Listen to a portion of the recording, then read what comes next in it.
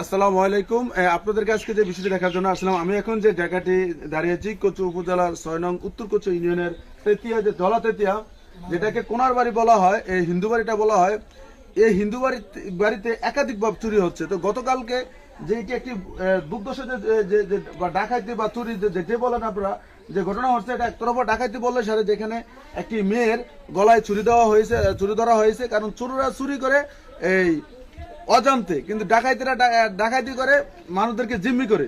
তো এরকমও কিছু নমুনা এখানে আমরা পাওয়া গেছে। তবে আপনাদেরকে আমি যে দেখাচ্ছি, দেখেন, মূলত চোর এদিক দিয়ে প্রবেশ করছে। এই দিক দিয়ে প্রবেশ করে এই ঘরের ভিতরে আমি দেখাই কি কি মালামাল নিচ্ছে।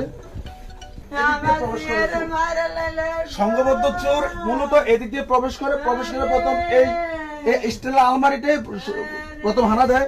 তো এই দেখেন, এই যে মালামাল সব পড়ে রয়েছে, দেখেন সবকিছু পড়ে রয়েছে। আমি আপনাদেরকে আরেকটি দেখাই, যেখান থেকে স্বর্ণগুলো চুরি হয়েছে।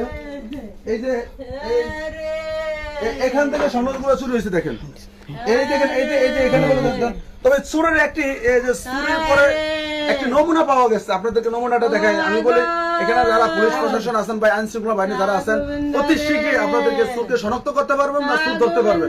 তার নমুনা হলো, চুরি করা যাওয়ার সময় এখানকার লোকজন যেটি বলেছে, একটি মানিব্যাগ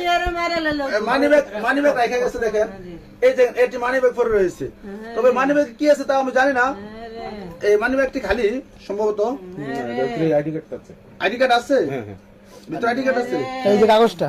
আচ্ছা, একটা আইডি কার্ড রেখে গেছে।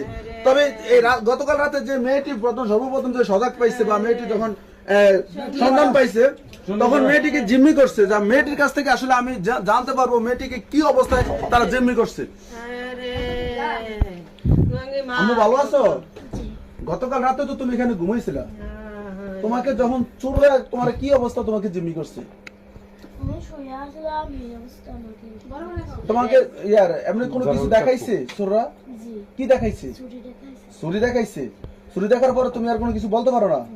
আচ্ছা, এই যে আপনার ঘরে যে চুরি হয়েছে, কালকে কি আপনি আসলে ট্যাপ পাইছেন রাত্রেবেলা? না, আমি টের পাই না। আমার জি আমার বলতেছে, মা গো মা, দুগার দেখুলা। তখন আমি উঠটাই যাই দুগার পেলা। তখন আমি সিলানি দিছারি সবাই আইছে।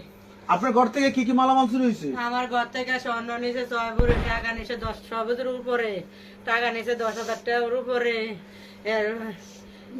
এরপরে মোবাইল নিছে আমার রুমের থেকে একটা, মেয়ের রুমের থেকে একটা, আমার দেবর রুমের থেকে একটা। এই আচ্ছা তিনটা। আচ্ছা, বলে এখানে কয়টি করে চুরি হয়েছে দাদা? দুইটা করে। আপনার ঘরে কি চুরি হয়েছে? আপনার নাম কি? আমার নাম বিজয় সরকার। বিজয় সরকার। আর যার ঘরে এখন স্বর্ণ চুরি হয়েছে, ওনার নাম কি? সোহেল সরকার। সুহেল সরকার। বলে আপনাদের 2 করে চুরি হয়েছে।